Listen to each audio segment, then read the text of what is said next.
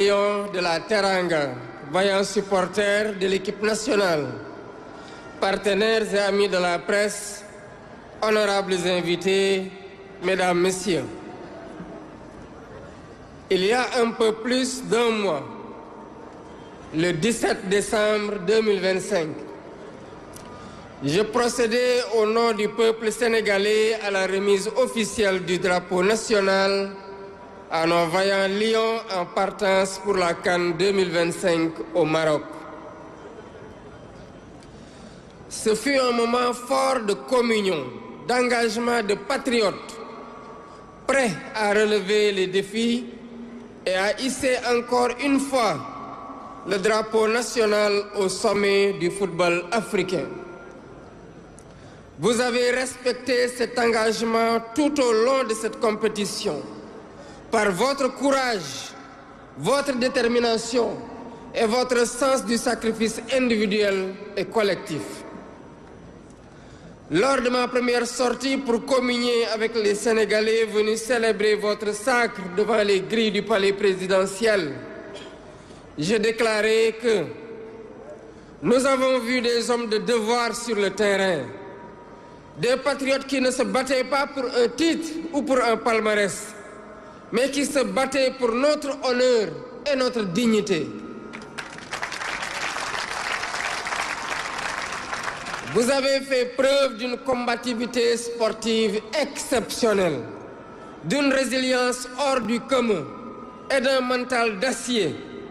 Et c'est en cela que votre sacre est historique,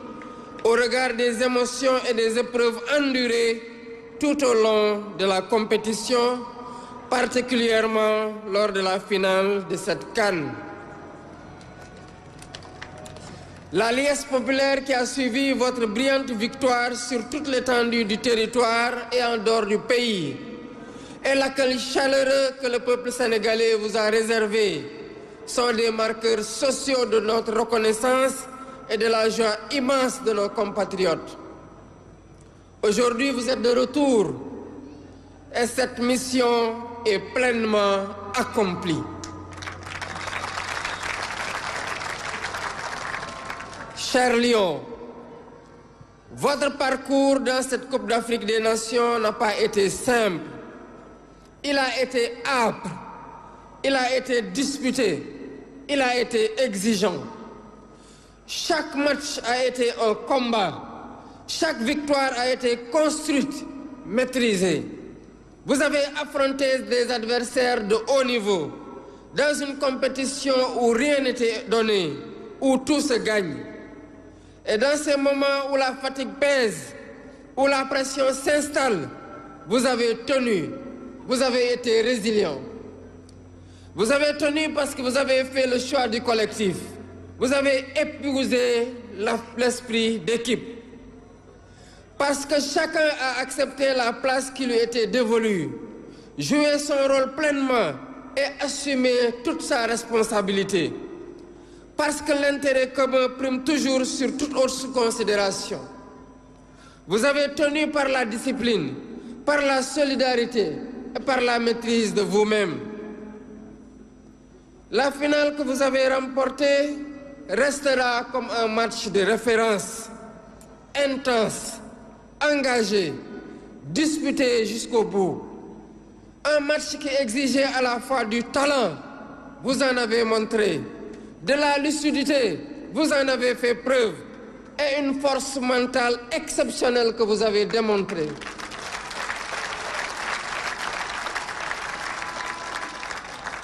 Vous avez répondu présent, avec sérieux, avec courage et avec caractère.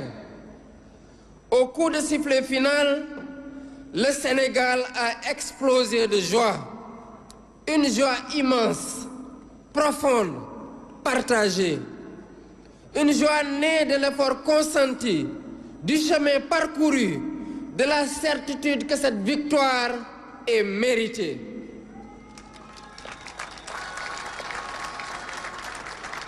Cette joie a dépassé nos frontières. Des Sénégalais d'ici, mais aussi de la diaspora, ont vibré, ont souffert et ont espéré avec vous. Ils ont exulté ensemble dans nos villes, dans les capitales africaines, en Europe, en Amérique, en Asie, partout où bat un cœur sénégalais.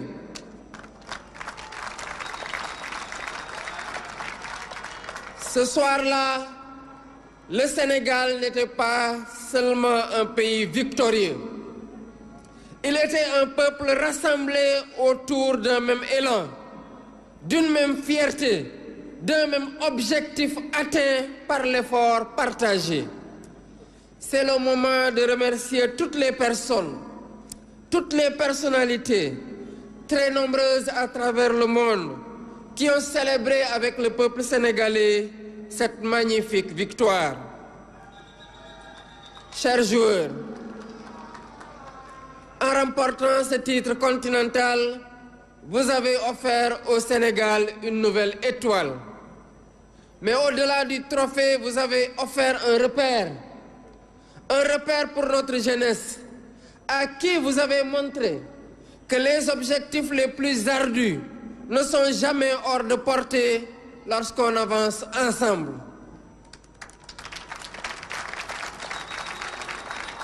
Un repère pour notre nation qui voit dans votre parcours la preuve que la rigueur, la constance, l'unité transforment l'ambition en réussite. Vous avez gagné avec sérieux, vous avez gagné avec respect, vous avez gagné sans jamais perdre le sens de ce que vous représentez. Et je tiens ici à adresser mes félicitations appuyées à l'ensemble des joueurs sans exception.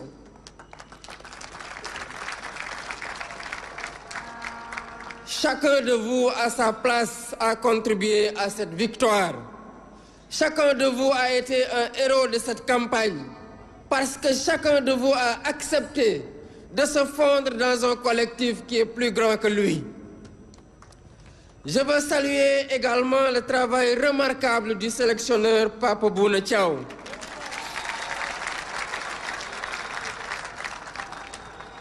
Par votre calme, votre rigueur et votre intelligence tactique, vous avez su conduire ce groupe avec justesse, en respectant son identité et en tirant le meilleur de chaque joueur. Vous avez montré qu'un leadership fondé sur la clarté, l'écoute et la méthode permet de construire un collectif vers le plus haut sommet. À travers vous, je salue le travail de l'encadrement technique qui vous accompagne. Je félicite le président de la Fédération sénégalaise de football, Abdoulaye Fall, ainsi que l'ensemble des dirigeants, techniciens et personnel administratif pour la qualité du travail accompli. Cette victoire est aussi celle d'une organisation patiente, d'une vision partagée et d'un engagement constant au service du football sénégalais. Je salue l'action de Madame le ministre des Sports, Khady Gaye, et de l'ensemble du gouvernement sous la conduite du Premier ministre Ousmane Sonko pour l'accompagnement, le soutien et les investissements consentis en faveur du sport, convaincus que le sport, lorsqu'il est bien encadré, est une école de discipline, de dépassement de soi et de cohésion nationale. Dans cet élan,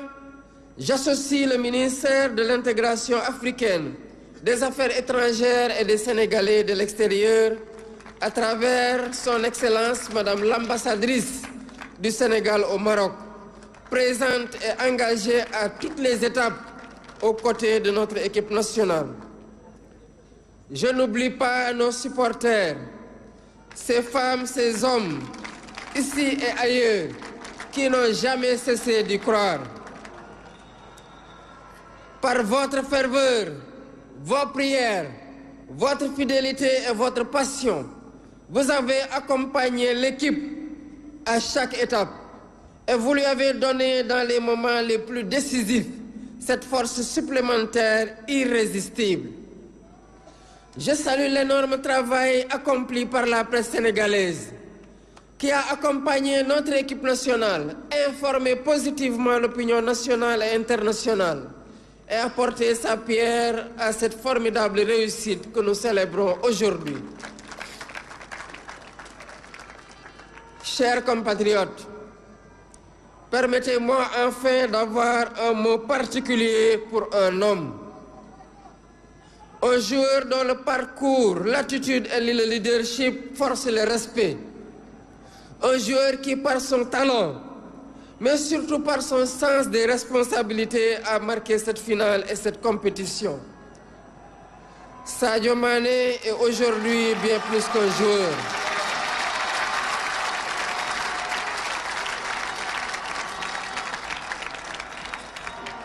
Il est entré par son œuvre, sa constance et son exemplarité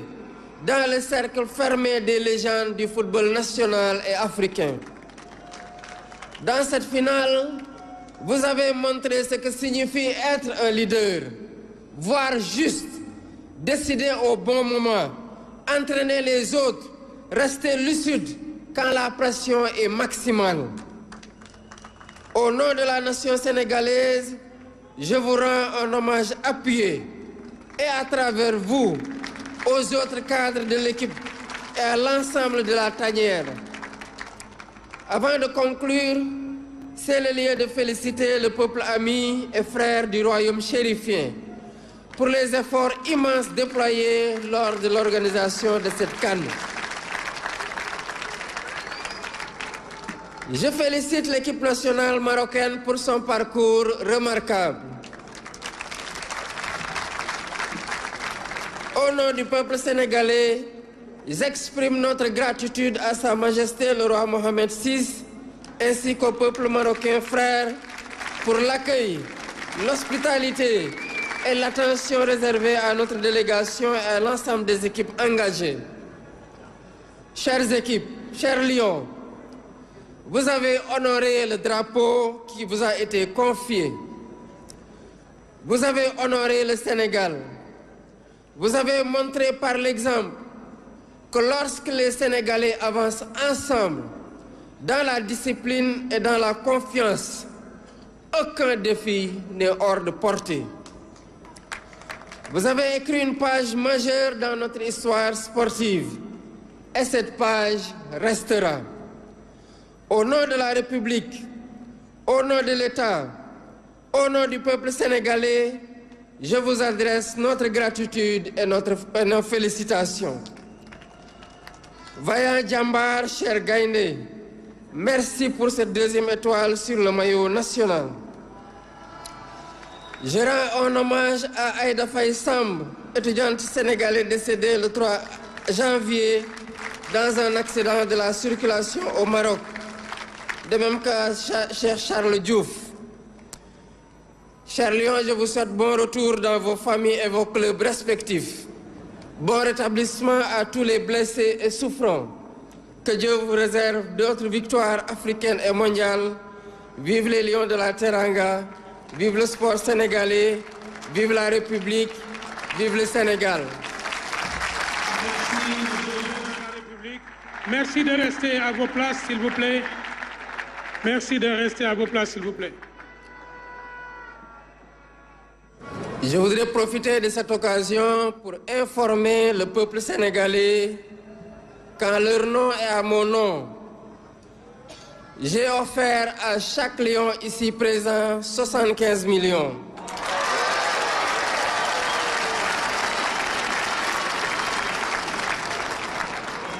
Et 1500 mètres carrés sur la petite côte.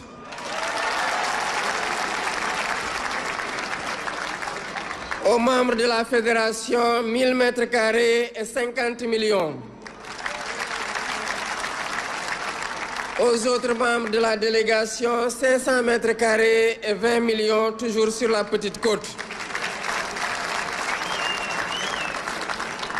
Au ministère des Sports, 305 millions pour des primes pour l'ensemble des agents du ministère et des terrains aux membres de la délégation ministérielle qui a accompagné l'équipe au Maroc.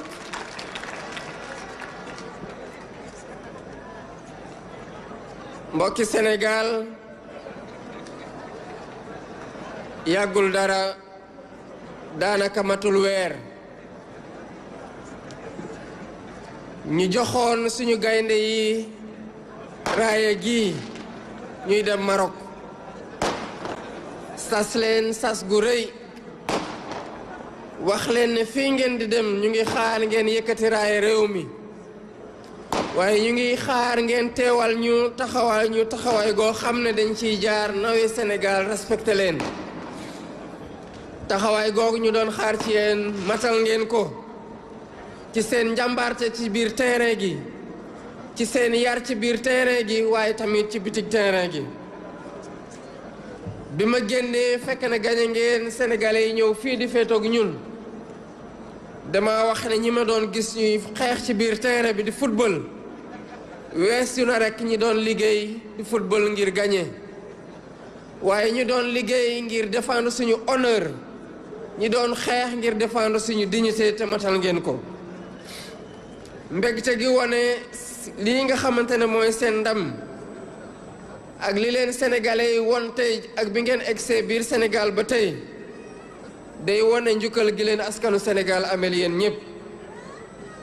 xam nañu ne fi ngeen jaar ci ba gañe yombul woon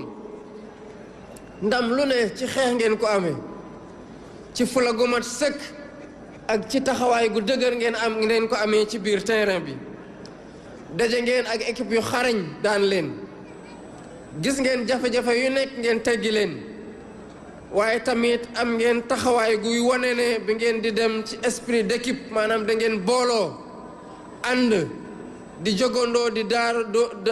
daanandoo di jogandoo di dóorandoo di xàcceendoo di dóorandoo final bii ngeen gañe nag dafay wane ne que match bii ngeen di liggéey gën na leen wan li ngeen mën a am fépp fu ngeen dem ci biir àdduna fépp fu ngeen mën a dem di xeex fépp fu ngeen mën a dem di football Sénégal dina nekk seen gannaaw ni mu gënee nekk ni mu yàggee nekk seen gannaaw di leen jàppale mbégte ngi ngeen jox sénégalais yi weesu na sénégalais yi nekk ci biir Sénégal kese waaye fu sénégalais yi nekk ci bitim réew bokk nag sénégalais yi nekk fii ànd ak yéen booloo bokk mbégte googu démb ci guddi du Sénégal rekk moo nekkoon waaye Sénégal guy gañe moo taxawaat Sénégal gu taxaw ci yoonu ndam ab askan gu booloo am benn jëmukaay am benn gis-gis am benn objectif boo xam ne bu ñu booloo xàcceendoo dóorandoo dañ koy yëkkati te dara duñu mën a të moo tax ma bëgg a njukkal ñépp ñi nga xamante ne ñëw nañu teew ci bés bi di sénégalais yépp fépp fu ñu mën a bokk ñëw nañu wane ne tey gi Sénégal moo fi taxaw kon weesu na li ngeen ñu jox weesu na rek coupe wane ngeen ñu ne que ndaw ñi jox ngeen leen repère jox ngeen ndaw ñi won leen ne que objectif yu gën a kawe mën lañ ko atteindre bu fekkee ne ñun ñëpp booloo nañu di ko jëmandoo uti ji waaye jox ngeen askan wi repère ne bu ñu booloo tamit ci jàmm ci jàmmoo ci liggéey amul lenn loo xamante ne mënuñu ko jëmalee suñu réew mi kon am ngeen ndam wane ko ci sérieux am ngeen ndam wane ko ci respect bi ngeen jox seen adversaires yi te ñu delloo leen ko ñuy féliciter ñëpp ñi nga xamante ne ñu ngi woon ci biir terrain bi ak ci biti terrain bi ku nekk ci yéen ci place bu mu nekkoon am na lu mu contribuer ci victoire bii ngeen andi waaye ma bëgg a beral loxo kii di Pape Bouna Thiaw di sélectionneur national wane ci dalam wane ci rigueuram wane ci xarañteefam ne groupe bii mu tabax nii respecter identité de joueur bu nekk mu am lu mu jële ci yow mu bokk mu am luy contribution am ci luy andi ndam ni mooy leadership ak gis-gis gu leer ak déglu ak méthode moo ñu ko may di féliciter le président de la fédération sénégalaise de football di Abdoulaye Fall ak dirigeant yëpp ak techniciens yi ak personnel administratif yi ci liggéey bi nga xamante ne jur na ndam lii ngeen andi tey waaye di jaajëfal bu baax madame le ministre de la jeunesse et des sports ak gouvernement bi yëpp ci njiital Ousmane Sonko di premier ministre ci taxawaay gi ñu taxaw équipe bi ci bu ñu jógee Sénégal ba tey ci investissement yi ñu nekk di def ci football bi ak ci sport bi de façon générale te fas yéene ko wéyal waaye tamit di jaajëfal bu baax kii di ministre de l'intégration africaine des affaires étrangères et des Sénégalais de l'extérieur à travers madame l'ambassadrice du Sénégal au Maroc bi taxaw équipe bi taxaw supporters yi waaye taxaw ñëpp fàttewuma tamit supporters yooyu di ay jigéen di ay góor di fii ak feneen nekk di pousse jusqu'à la dernière seconde ci finale bi ànd ci gëm-gëm gu mat sëkk bu ñuy pousser équipe bi ba fu mu yem tey di sant bu baax di rafetlu liggéey gu am solo bi tamit suñu journalistes yi daf fee ci Maroc ak fii ci biir réew mi gunge équipe nationale bi joxe information yu leer yu dal xel ba lépp loo xamante ne xew na foofu ak fii ñu xam nu mu demee muy seen contribution ci ndam lii ñu am tey waaye balaa may jeexal dama bëggoon rek mbokki Sénégal ngeen may ma beral loxo kenn ci ñi nga xamante ne ñoom la ñuy sargal tey muy kenn koo xamante ne ci pas-pasam ci taxawaayam ak ci attitude am dafay nekk koo xamante ne ku ko gis may ko cër gu mat sëkk ndax loo xamante ne loolu la taxawee ci jël responsabilité am marqué nag final bi di Sadio Mané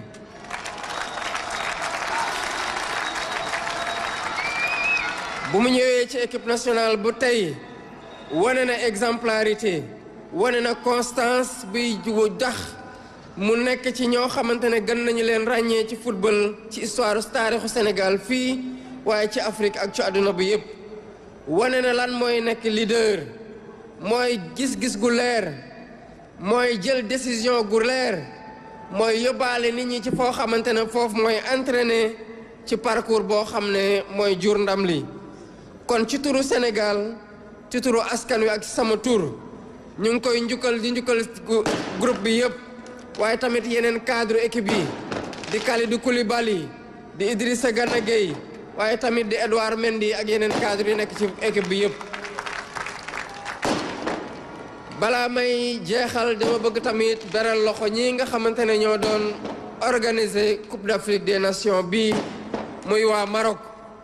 nu ñu dalalee équipe nationale du Sénégal ak supporters yi rafet na ndax teeru nañu leen teral nañu leen yàgg nañoo ñaanal ñu dajeek yéen waaye daje na ko yéen yàlla dogal na lu mu dogal xam naa ne nangu ngeen ko te loolu rek lañu leen mën a njukkalee kon ci turu Sénégal maa ngi jaajëfal bu baax Sa Majesté le roi Mohammed VI ak askanu Maroc bi yépp ci seen teertu gi ak ci ni ñu taxawoo suñu équipe nationale bi di wax gaynde yi taarix bii ngeen bind andil ñu ñaareelu bidéew ci suñu maillot bi luy des la ci taarixu football ci fii Sénégal ak ci feneen kon ci turu Sénégal ci turu askanu Sénégal ak ci sama tur maa ngi leen di jaajëfal bu baax di leen ndokkali di leen sant bu baax a baax a baax di ñaanal nag ñooñu nga xamante ne ay wéy dawlu nañu demoon supporter ji yàlla moomee leen foofu kenn ki di Aïda Samb Faye Samb di étudiante Sénégal foofu ci Maroc waaye tamit keneen ki di Cheikh Charles Diouf wàññeekoo foofu ci Maroc kon gaynde yi ñu ngi leen di ñaanal ngeen delluwaat jàmm ci seen njaboot delluwaat jàmm ci seen club yi di leen ñaanal saison bu baax ngeen yàlla musal leen bu baax a baax ñii nga xamante ne amoon nañu lu leen métti wala ñuy xaw a tawat yàlla may leen wérgu yaram ñi gaañu yàlla yëkkatiwaat leen bu baax asalaamaaleykum wa rahmatullah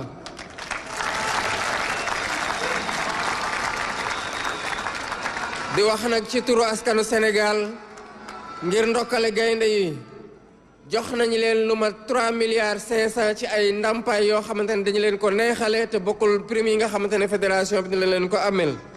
waaye jox nañu leen tamit lu mat ni 68 mètres carrés kon joueur bu nekk dina am terrain 1500 mètres carrés au niveau de la Somone de Pointe Sarène ci Petite Côte bi waaye di nga am tamit 75 millions de francs CFA naka sa noonu ñi nekk ci fédération bi nara am 1000 mètres carrés ak 50 millions ba ci noonu ñeneen ñi am 500 mètres carrés ak 20 millions ak waa ministère de la jeunesse et des sports yépp ñi ci agent yi ñu boole leen prime exceptionnelle de 305 millions de francs CFA ak yi terrain ci ñi nekkoon ci délégation bi asalaamaaleykum wa rahmatulahi taala wa barakaatu. noonu kon président de la république ci discours bi am solo bi nga xamante ni moom moo tënk cérémonie bi discours boo xamante ni sargal na ci Lions yi wax leen rek ne Sénégal bég na kontaan na à travers sa voix donc mu remercier leen féliciter leen waaye tamit indi neexal bu am solo Aboubacry. effectivement lii nag nekkoon li ñu doon xaar ginnaaw jaloore bi nga xam ni moom la suñu équipe nationale amal fële ca Rabat maanaam indiwaat ñaareelu vidéo bi nga xam ni moom la Sénégal doon xaar njiit réew mi dajale fi askan wi dajale fi Sénégal ñëpp booloo doon benn ngir sargal gaynde yi mu honoré leen ak décoration yi nga xam ni ci ordre national des Lions ba pare nag tegal leen ci yóbbal boo xam ni macha allah ci kaw ci kanam rek footballu Sénégal. voilà mu nekkoon kon cérémonie bii réew mi jagleloon Lions yi gannaaw ba ñu amee victoire bu am solo boobu ci Coupe d'Afrique des Nations c'est suba ba léegi RTS ànd ci ak yéen ak l'ensemble des équipes qui sont mobilisées les équipes techniques comme les équipes de la rédaction topp ci boobu ba léegi ngir rek ngeen bañ a rater dara ci li nga xamante ni moom moo di bés bi mag bi tey Sénégal jagleeloon ko Lions yi nga xam ni ñoo demoon wuti ndam li indi ko njiitu réew mi ni mu ko waxee sargal leen waaye tamit delloo leen njukkal indi leen neexal boo xamante ni méngoo na ak li nga xamante ni moom la ñu def kon Aboubacry dañuy tàggoo fii rek. waaw effectivement delloo antenne bi. François ak ganam François Seck ak gan yi mu nekkal foofu ca Triangle Sud ngir rek. ñu débriefer li nga xamante ni moom moo di journée exceptionnelle bi nga xamante ni dund nañ ko tey fii ci Sénégal muy bés bu